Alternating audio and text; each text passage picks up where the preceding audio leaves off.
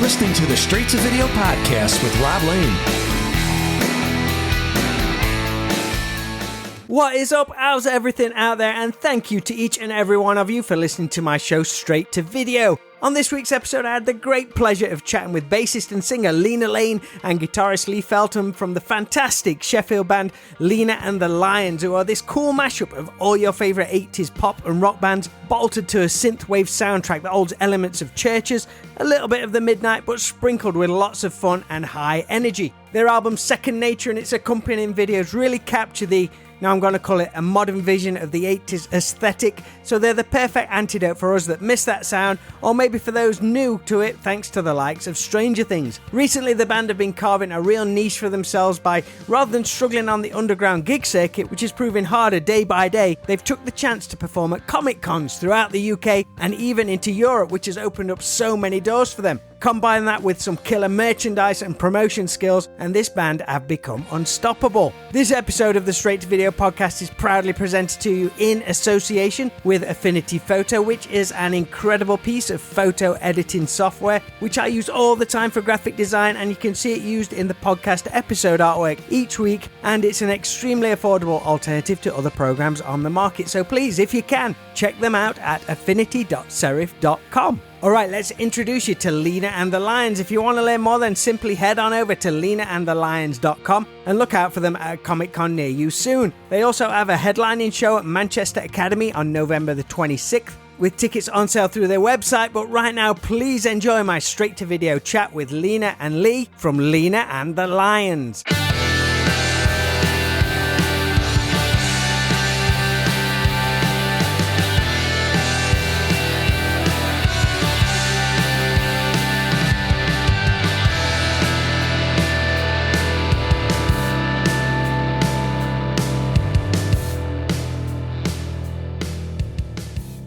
Hi, Rob. How's it going? Good, thanks. I love you all. Oh, I need to decorate. I want to change the colour in the background. I think it'll make it pop a little bit better. I love the one that's got like the montage of Hulk and Sylvester and all that. Which one? That one there? Yeah. That's great. That's the Jim will paint it. I think he does it all in Microsoft Paint. Nice. This one's one of my favourites. It's a similar one. You can't see it because the sun's shining on it, but it's got the Stranger Things kids, then it's got Elliot on his bike and all the other stuff. Nice. How you both doing? You all good? Yeah, good. Thanks for having us on the show. Oh, no worries. I appreciate you doing it. So you up in Sheffield? Yeah.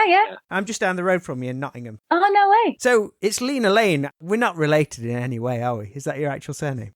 Well, actually, it's not my actual surname. I changed it to go with my stage name, I guess. I'm Israeli originally, and my surname is Shamshum. Lane is my stage name, and I've kind of adapted it early on in life. It's kind of been with me ever since. Yeah, so Lina Lane it is. My wife's name's Jane. She got stuck with Jane Lane. She sounds like a superhero. I love that. Well, actually, funnily enough, I adapted Lane because my hero growing up was Lois Lane. So it felt like it's an easy option. I didn't have to think about it or anything. I first became aware of the band through my VHS buddy, Andrew Haunt. He messaged me after he saw you perform at Nottingham's MCon earlier this year. He said, the music and style, it's right up your street. And of course, he was right. He knows what goes off inside my head. So I've been hooked ever since. And it's been super cool to be kind of on the outside looking at a band like yours and seeing things grow and continually gain momentum. When did the whole performing at Comic Cons become a thing for you? Did you reach out to an event, or did someone hear the band and think it would be a good match? Sometime last year in the summer, I was sat outside enjoying a cup of coffee and manifesting. And I was thinking, where could we be most of purpose? Like, what can we be a soundtrack for? And I've been to so many Comic Cons, you have as well, and we've always said it would be so awesome if there was a band playing. And it hit me. I was like, you know what? I'd enjoy that because I'm a Comic Con goer. And maybe other Comic Con goers would enjoy it. And Lee was like, that's a stupid idea. It'll never work. So literally, like months later, I still felt kind of a strong pull towards it. I said, I'm just going to go for it. So I sent a few emails out, and one person, he's a lovely guy, he's called Nigel. He does the Blackpool Comic Con. It's called Comic Con World. He got back to me straight away and said, do you know what? Let's take this risk. Because it was, as you can imagine, they've not had a live band on before. And we did it, and it went down great. Everybody had a great time. So if you're ever watching this, Nigel, thank thank you so much for taking a chance on us. And since then, it kind of just domino affected. Other people kind of said, can you do our Comic-Con? Then other people said, can you also do our Comic-Con? And so on. So, and next week we're in Spain playing the Costa Brava Comic-Cons. Holy shit. Nice. I know, right? It's crazy. Like within 6 months, it went from playing no Comic-Cons ever to just doing them a couple every month. I like that what you said, though. You sat outside drinking a coffee and you were manifesting stuff. Is that something which you found to be a success? A lot of people swear by that, and I've had experience of it before. I don't know what it is. Apparently, it's like it's your subconscious, and that's where your genius lives, apparently. So you've got to just let go of your... Basically, apparently, if you imagine the end and what it is you want at the end, but stop trying to think of the how, and then your supercomputer in your brain that we can't actually fathom or understand just shows you. You have to be in a relaxed state, in a receptive state, and yeah, I've had success with it, such as the Comic-Cons. You've done it a bit, haven't you? Yeah, just getting out of your own way sometimes and just figuring out what you want and seeing if something really is a good idea. That's definitely happened with the Comic-Cons. Yeah. There was another thing as well between you having the idea and me initially probably saying, no, I don't get it and it's not a good idea. And that just stirred her up even more. Right, I'm going to prove it's a good idea. I mean, we'd never heard anything like it, bands at Comic-Cons and things like that. And then since Lina having that idea and before we decided to actually reach out to some people, we had people then start messaging us. We'd not said anything to anyone, like saying you should play so-and-so convention and this kind of... We're replying back to them with, why did they have bands on? No, but you guys should play it. What? I think the final straw was we were in Sheffield Meadowhall playing the HMV, playing an in-store show, and there were some kids, they caught the last 10 minutes of our set and said, you'd be great at Comic-Con. And I think that was it. We just... That's when I told you. Yeah, that's when I kind of threw my hands up and went, all right, there's something there. Let's see what this is about. It's genius marketing and fan building because it's a whole new audience to tap into. You guys know it's so hard these days when everybody's flooding social media, and I say you're probably the only ones doing it for now. So people say, shit, that's a good idea, but it's kind of like the modern day version of Tiffany doing shopping malls in the late 80s. Love that. Yeah, you've got to think outside the box. I mean, as an independent band, we've got to kind of constantly look at different ways of doing things, more like create rather than compete with everyone.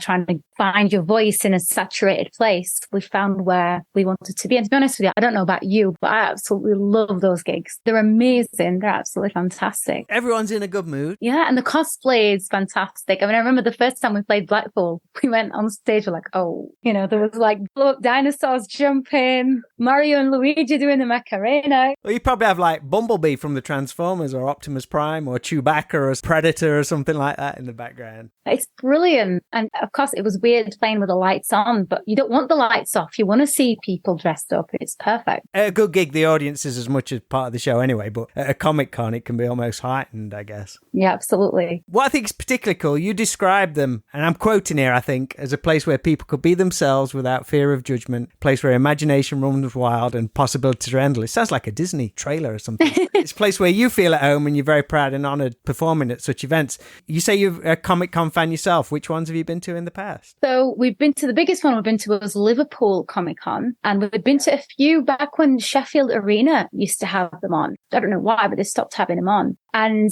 I think I've been to a few in Covent Garden when we lived in London, and have like little kind of markety ones that were kind of cute. But the biggest one I've been to back then was in 2019. And I think it was 2019. I went to the Liverpool one because I remember, because I'm a massive Superman fan, and they had Dean Cain and Terry Hatcher, and Terry Hatcher's My Lois. Oh, cool. I had to go. So that was the biggest con I've been to since. And the feeling's just amazing because although you don't really know anyone there from the other customers, you feel like you all know each other. Yeah, well, you could go up and talk to somebody because you recognise the T-shirt or something like that. Exactly. And then you think, well, if he likes that and I like that, maybe we've got something in common. And you realise that you kind of all do in a way. And it's fantastic. I mean, we talked to some people that come chatting to us after, and some say, I've not been out of the house for a week because I've got anxiety or I've got this. But they've managed to, bottle up all the confidence to come out to this event where they feel secure, they feel safe and comfortable. And it's just beautiful. And if you want to wear ridiculous outfits or whatever, or, dress up in some anime stuff that I don't know anything about, by the way. And they're our favourites usually, aren't they? The anime cosplayers, because we don't know any anime kind of characters, hardly any other than maybe Sailor Moon and the Hatsune Miku from the Vocaloids. And that's it. But the outfits are always immense,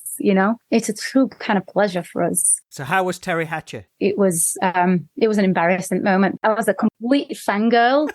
And I've met so many celebs in my life, and that one, I didn't expect it. She just touched my hand, and I didn't realize what a big influence she has been on my life. You know, the character, the way she played Lois. The second she touched my hand, I just broke down in tears. I couldn't stop. I couldn't speak either. So her bodyguard was like, psycho, you know, there's a psycho fan here. And you were like, are you okay?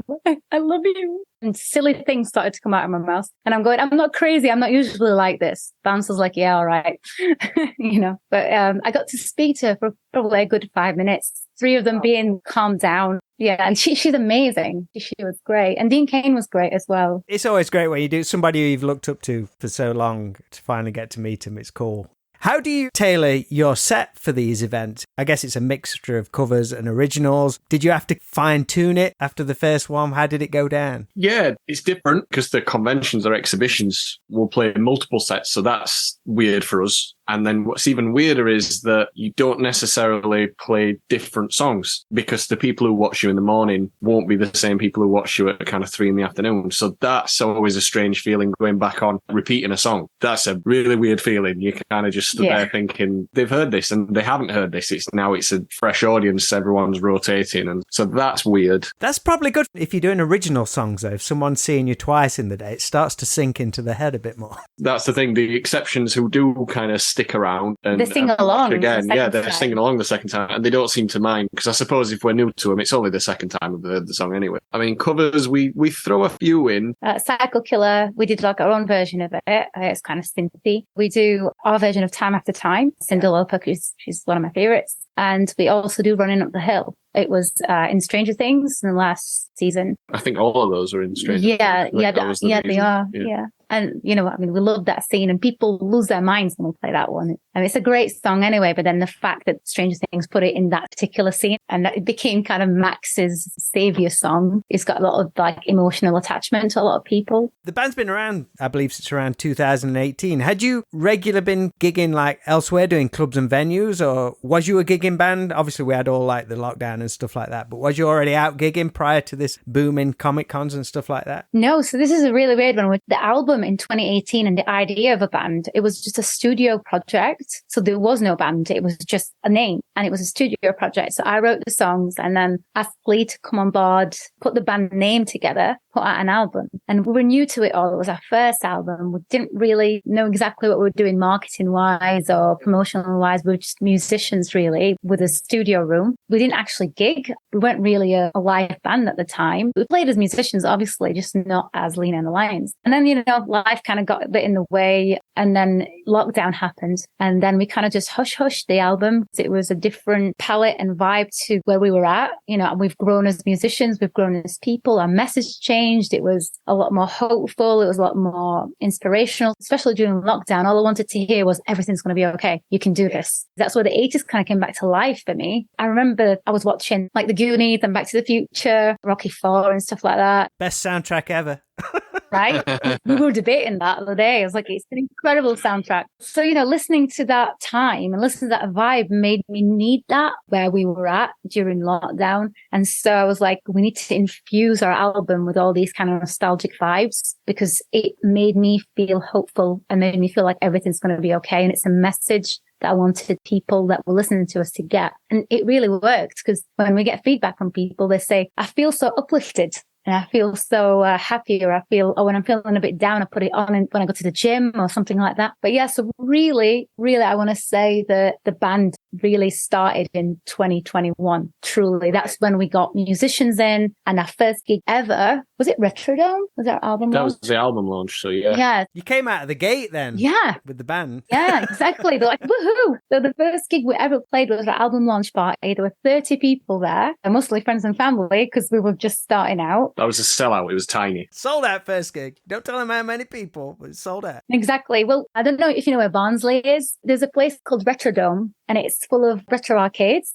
And they've got like a little balcony area. And we went playing there one day, just playing the arcades. And then we thought, oh my goodness, what if we played the launch party here? Went chatting to the owner, lovely guy, good businessman, proper chilled. He was like, yeah, you could do it here. So people like didn't only get to watch us play, they got a ticket and a wristband to play arcades for free all day as well. So people come to watch us and played retro gaming. And actually when we started, I had to shout on the microphone, "We're starting," because everyone were like, "Street Fighter," you know.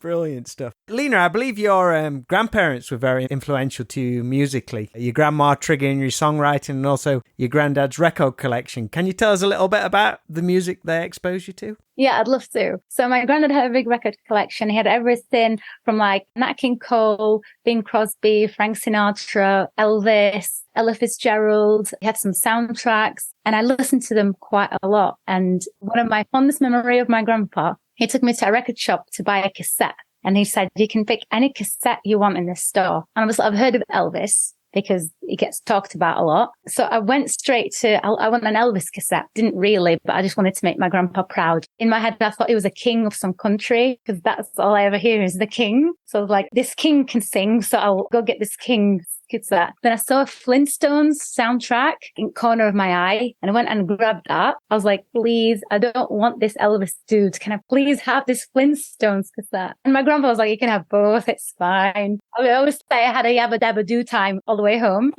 So it was the Flintstones cartoon, not the movie soundtrack? No, it was the cartoon. It had like, obviously Flintstones, all that kind of stuff. A song called Happy Anniversary, which used to be my favorite. I don't know. I was a weird kid. But yeah, so he was very much into music and he inspired me to listen to a lot of music. I mean, I love Ella Fitzgerald and jazz is still a part of my life as well as everything else. I suppose because you were so young, you was taking everything on face value. You're not being influenced, oh, this is the modern stuff. You were just like, oh, just loving putting all these different records on. And the artwork used to make a difference to me because obviously as a kid, you're just grabbing a vinyl and I just grabbed this big square piece of paper that's full of excitement, like the Bing Crosby one. I think it was White Christmas. He was smiling and just the floating head with a Santa hat on. I was like, I love this guy. I didn't even listen to the records yet, but the artwork, the cover made a big difference to me. And my nanan, she had this crazy idea that I should know a song on the first day in kindergarten. So when I came home from kindergarten, she was like, so what song did you learn today? And I said, we didn't learn a song today. She was like, well, in my days, we learned a song and I didn't want to disappoint her. So I just made one up. And then I started making songs up. So listen to what we've learned. She used to be like, well, I've not heard of any of those songs. They must have been you. I'm like, then you. So both of them, in a way, indirectly encouraged me to be a musician. For both of you, who was the kind of like the first band or artist you personally gravitated to, who you could call your own, like not your parents or your grandparents' music? Who was the one where you thought, oh, this is for me, this is mine? I know which one that is for me. So, because my parents were into Bryan Adams was a big one, and that's probably the first gig I ever went to. That's a high bar for a first gig, because he's still great today. Yeah. You know what? And I've been to see Bryan Adams within the last year. We've been to see him, and he's still great, and like, it's still amazing. And other bands like Thin Lizzy and Queen, which Queen's still stuck with both of us, actually. But I remember Green Day. That was the first band that I heard that I thought, this is mine. When was this? I can't remember how old I was, but probably early teens. And I think it was the Dookie album I heard.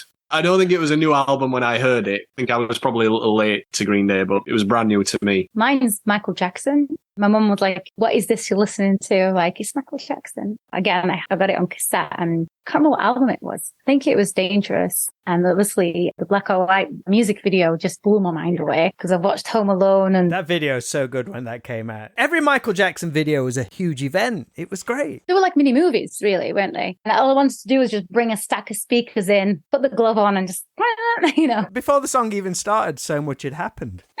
Yeah, amazing. I love that music video so much. And yeah, Michael was mine. How about you? What, as in bands that kind of changed me? I always say that movie soundtracks were kind of my gateway into hard rock music. So I always used to be such a movie fan during the 80s, and just to be able to buy a soundtrack felt like I was owning a piece of the film. So I went through all like your Top Gun, Rocky. So all those had like big hard rock bands. So once I started hearing stuff like all the late 80s stuff like Bon Jovi and Poison, Def Leppard, obviously from Sheffield, they were the bands that made me. I always liked music, but once I heard those bands, this was my music. But I love your sound. It's got like that, very much that polished 80s synthwave sound, which I love all the bands which are out there now. Your stuff has comparisons to Churches. That was the first band that really jumped out at me. And I think you've mentioned bands like Pale Waves, who I really like. So yeah, what kind of bands from that mold are you both into? Do you listen to a lot of the modern synthwave stuff? I want to say yes and no. I mean, I like Gunship. I love the aesthetic and kind of where they go with that. And the artwork's always cool and the sounds are incredible. Churches, I think, are the biggest one for us. I do like Pale Waves. It's slightly more pop for me in some ways, but Churches have got like a soundtrack vibe to everything. There's epic vibes in it. And Lauren's voice is just stunning. Could listen to her all day. And I love the Scottish accent that cuts through. So I think Churches for me, in terms of modern acts. I think the 1975 as well, they've kind of leaned into that a little bit. That's kind of more relatable for us. I mean, I hope I'm not speaking out of place for such as Gunship when I say that they're leaning into it. They seem to love the aesthetic. Style seems to be massively important, whereas a band like 1975, I think style's important, but they'll dip into it, but they can just drop out of it within the same track. They change every album, the 1975 do. You never know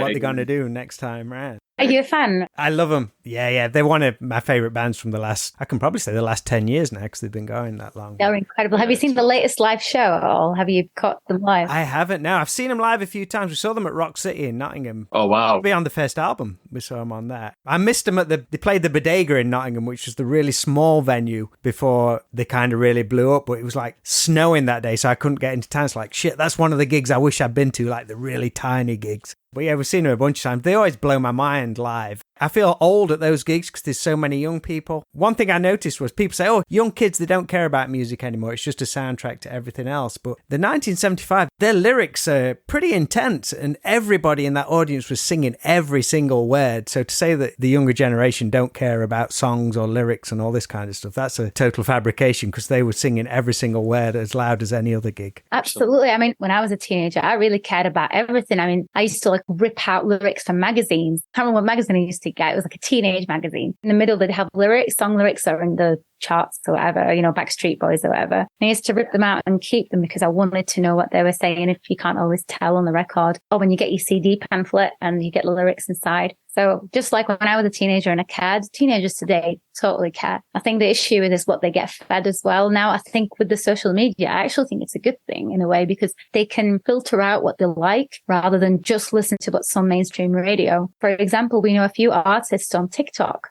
They've gone massive, absolutely massive. They're not doing anything mainstream, but they're resonating with people. People are listening, taking it in, and I think it's awesome. I think it's a good thing. It's a real change in dynamic. People have got so much options these days, and you're probably from the same thing where if you brought an album, if you thought it was rubbish on the first listen, because you brought it, you were going to keep playing that album, and eventually it would click, and it becomes one of your favourite albums. So unfortunately, I think that's something that is going to be missing from this generation, but also other doors are opening in the way, like you say, our people are exposed to music. So it's just a whole new playing field these days. People can fall in love with a song now from like 10 seconds of hearing it because they feel something, they get hooked.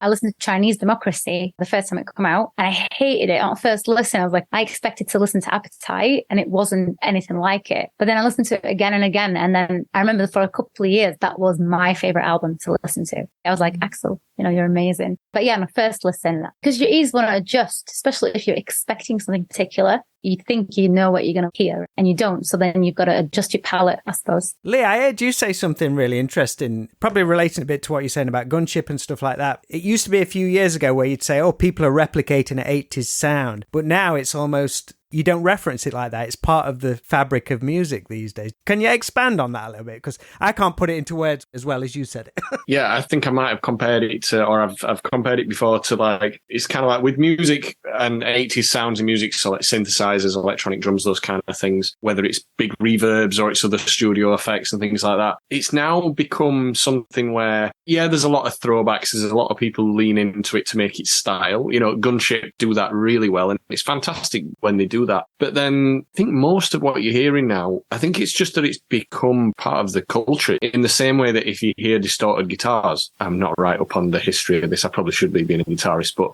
I think, was it like the Kinks and stuff like that, or were like the first bands to like start cutting holes in the speakers and stuff like that to try and get them to distort and overloading the desk? You wouldn't say to someone now, if they put distortion on the guitar, you wouldn't say, oh, you're doing that thing from the 50s or the 60s. It's like, no, it's just, it's now a sound. It's now part of the palette. And I think the 80s stuff, probably definitely combined with the other elements of the culture as well in terms of soundtrack and things like that. It's just becoming one big palette that artists are lifting from. A few years ago when we watched Ready Player One, obviously it's just this big mash of just pop culture, just everything's existing all at once. I just pointed at the screen, just said, that's now. That's what kids now who've grown up post-internet, that's now. Because the music we were exposed to when we were kids, it was your dad's vinyl collection. So for me, it was Yellow, it was Thin Lizzy, it was a couple of Meatloaf albums. But then I had no idea who Def Leppard were because it wasn't in that collection. If it wasn't in that specific collection in the house, I wasn't going to experience it. And then I was also experiencing what MTV were feeding us. And that was it. You'd get those two channels and nothing else. Now kids, it's, and well, anyone today really, but you're just getting everything all at once. I suppose with algorithms and things like that, probably the older generations, as in pre-internet generations, you probably bring your tastes to the algorithm with searches and things like that. And then it probably echoes it back to you. That, But I mean, I kind of wonder what it must be like for these kids going in just fresh with, I don't know what I like. Just show me. They're just exposed to everything. So then when people are writing songs and stuff like that and making movies and all this kind of stuff, it doesn't matter whether something's 5 years old or whether it's 105 years old. If it's the first time you've heard it, you're going to treat it the same. It's just this old thing or it's brand new to you. A while ago, Babushka was trending on TikTok. I remember I was on a gig once and I heard this girl say to her mum, oh, I'm writing to this new artist, Kate Bush. And her mum was like, and she was laughing, she would look at me and laughing. And it's because kids don't care. I didn't care how old Ella Fitzgerald was or whatever. And like you said, you didn't care what year the Meatloaf album was released. You just liked it. You started to when you got older, you know, or maybe some teens didn't if you was quite strong-willed, but you'd start to get that influence of whether it was MTV, and not to bash MTV because MTV was great for a lot of things, but you'd just get pushed to the top of the pops, the MTV, the Radio 1, you know, which is still trying its best to force people to like what they think they should like. But, you know, these mainstream outlets, that would be your biggest influence. And then to go against that was difficult because to have an alternative taste pre-internet was hard. It required work. It required, get on a train to go to a Comic-Con, or it required you to go digging at the back of a record store, or, you know, or go to some little small venue that some band's playing at that no one else has ever heard of. And it was, you know, it's scary, dangerous and tough. Whereas now it's just click on something different, just click like on something you like, and then it'll show you more of what you like. So thinking that way, just things are expanding and everything's becoming, the idea of what's cool and what's in and what can work and what can't work, I think is just evaporating into now people can just do what they want with whatever they want. I'd love to learn about your work ethic and amazing DIY approach. Do you have a close-knit team who all help with certain things? Everything is so on point, and the look and merchandise through like your promo videos. I love the This Fire video that has 80s MTV written all over it. Are you in control of everything you do and have this real focused vision? Absolutely. It's funny because I've just shared a video recently on my story about Prince when he made his first album, and he said no to a lot of things. Like apparently the singer from Earth, Wind and Fire was supposed to produce the album, and Prince went no. They said you need to record in this studio, and Prince said no because he knew what he wanted. And I feel like we're the same. We knew exactly what we wanted things to look like, most importantly feel like, and we knew that we needed it to be that way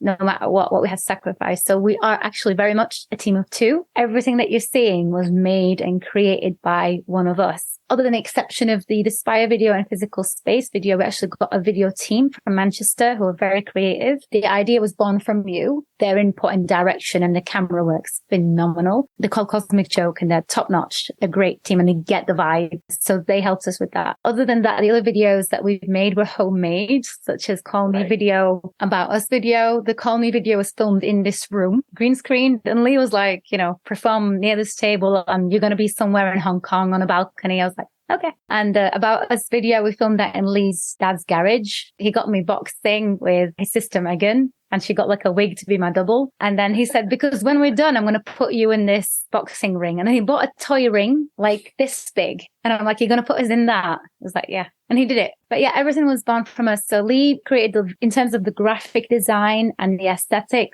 that's all Lee. I won't say hardly any credit for any of it. I designed the website. I designed the store. Lee designed the logo. He designs the artwork. So it's your creation, really, a lot of it. And we never ever stop ourselves from having crazy ideas and trying to see them through. So for example, we had the Get Real Sessions idea when Lee was like, it was so cool if we had sorry, I always do your voice. You don't sound like that. In my head, it's like, we should totally do this. But yeah, he had the idea of we should film a live stripped down concert on a VHS cam. How cool would that be? I was like, yeah, that'd be so cool. And we don't stop there. We go, well, how can we make it happen? We got a 1996 VHS cam from the loft that I found. I found it, but it was missing the batteries. So the batteries ended up costing a fortune. We could have just bought a reused cam. We made VHS copies and people loved it. And that's kind of how we work. We never ever stop ourselves from having a crazy idea. Because I always feel like, when you're a kid, you have dreams, don't you? You think, I wish I could do this and I want to do that. And it feels real. And I think we play like that, don't we? I suppose that's the best way to describe it. We play. It's a great feeling. We don't think to ourselves, no, people don't do that. Other bands don't do that. We think, how cool would it be if we did that? And we just go for it. We do have fears of it sometimes. We do have discussions of it when it comes to playing Comic-Cons. We've had those moments where we're like, should we be doing this or should we be, we'll see friends' bands or whatever and they're playing at this so-and-so venue and we think, hang on, should we, sometimes we'll be saying no to get, we'll get offered a gig, can you do this? And we're like, well, no, because we're playing so-and-so Comic-Con on that day, or we're playing so-and-so Comic-Con the next morning and we have to set off at 4 a.m. to get there, and so, we have doubts and then there'll be times when we're sat sticking labels on VHSs at home that takes hours and we're sat doing this and we're thinking, should we be making TikToks right now or something like that? And I mean, the answer is yes. Should we be doing a proper job? Should we be being adults right now? Exactly, yeah. The answer is yes, we should be making TikToks because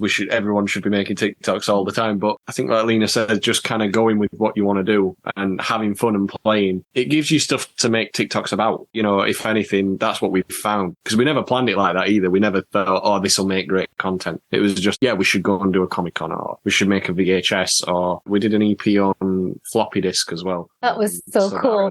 Just listening to the floppy disk because when like Lee like writing the discs, just sat near the computer, I was like, what's that sound? It's like, Is there enough data space on a floppy disk? It sounded awful. It sounds like an 8-bit. That's what it sounds like, an 8-bit game. Which just made us love it more. So we got a floppy disk drive and we got a couple of floppy disks and we were like, we'll try it. The EP was 4 tracks. The physical EP consisted of 4 floppy disks, so one song per floppy, and it only just fit. I love it, and I love our fans. Our fans are crazy, and I love them for it. Like a lot of them, some of them had a floppy disk like drive, which is amazing. I love them so much. And others like messaged me saying, "Hi, Lina, I've just bought a floppy disk drive for my car." And this guy like took the wires out of his car, out of the stereo, wired this floppy disk drive, and was playing the floppies in his car. I'm like, what?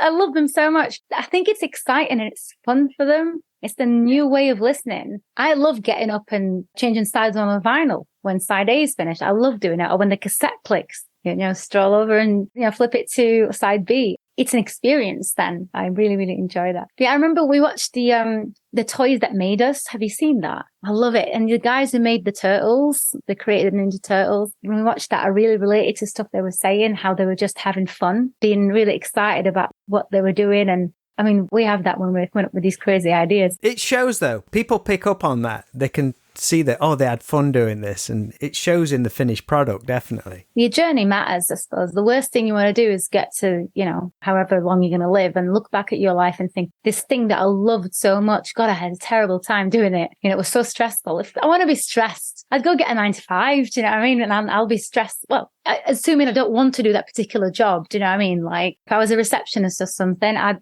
quite hyperactive. I'd be a terrible receptionist. Don't ever hire me if you think about it. But yeah, so I want to look back at my journey and think we had a great time. And don't get me wrong, it's not always a party. Sometimes it's stressful because you're trying to be a perfectionist about something. It's only because you care. Yeah. So it's sometimes I'll redo a vocal loads of times because I'm like, I need it to be a particular way. Or sometimes I'm really tired and I have to get up at 4 a.m. to be a Comic-Con. But you do it because you love it. And that's the beauty of it. And it's your journey. So last question, guys. I want you to time travel a little bit to a Friday night in the late 80s or 90s. And you're heading to the video store. What movie soundtrack do you have on your Walkman? And what 3 tapes are you going to rent for the weekend? think we're going to combine a soundtrack because we feel we both did the same way, which is the Kind of Magic album by Queen, because it was the soundtrack for Highlander. Oh, good choice. Yeah. And movies. Do you want separate ones from us? It's totally up to you guys. Okay. Let's pick one each and then see if we can agree on one. I'm going to be mega girly here. I want to pick The Little Mermaid. I'm going to say T2. Right. Game changer. So you get a bit of Guns N' Roses with that, you see, as well. Yeah, you did say early 90s. We can go that far. Okay. I'm between Karate Kids and Back to the Future. Then I'll tie break that and go Karate Kid. When was the last time you saw any of those films? We rewatched them recently, actually. Like, I'm a massive Cobra Kai fan. I absolutely love it. Like, Johnny's character went from being the most hated character to the most lovable character. After watching the Cobra Kai seasons, I was a massive Karate Kid fan when I was a kid. I used to carry the cassette in my backpack to school because it made me feel like a Karate Kid myself.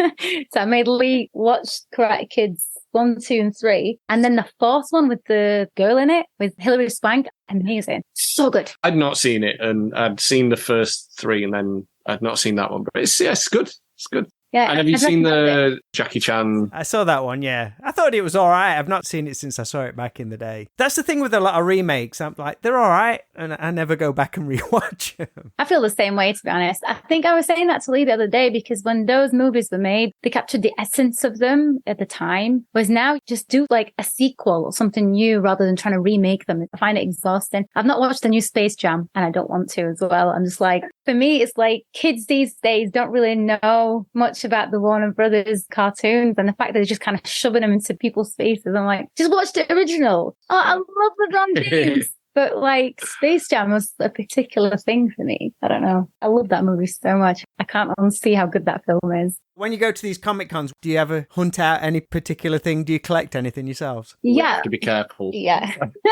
Yeah. I mean, I love stickers. So sometimes I hunt for like cool stickers, and I love it when artists have designed their own kind of art. So trying to get those stickers, or artists draw some like little postcards and things like that of their own version of Superman or Harley Quinn or whatever.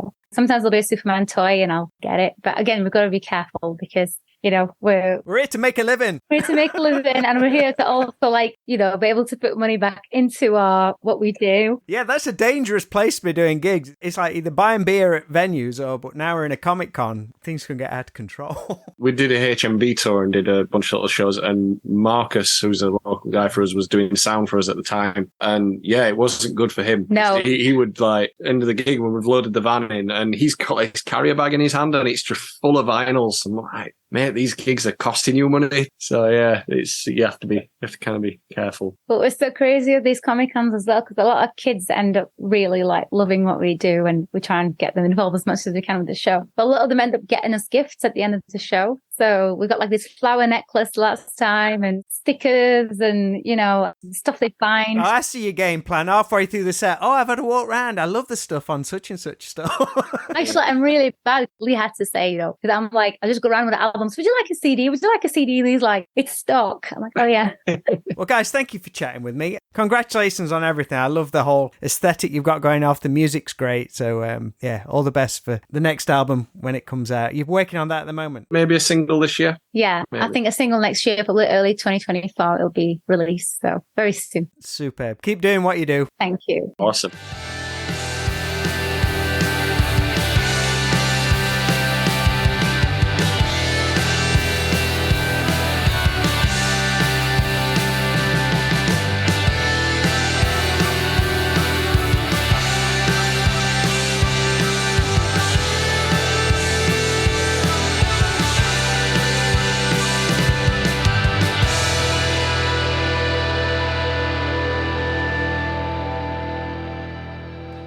Big shout and thanks to Lina and Lee from Lina and the Lions. Look out for them at a Comic Con near you soon, or if you're in the Manchester area, you can catch them live at Academy 3 on November the 26th. All details can be found at linaandthelions.com.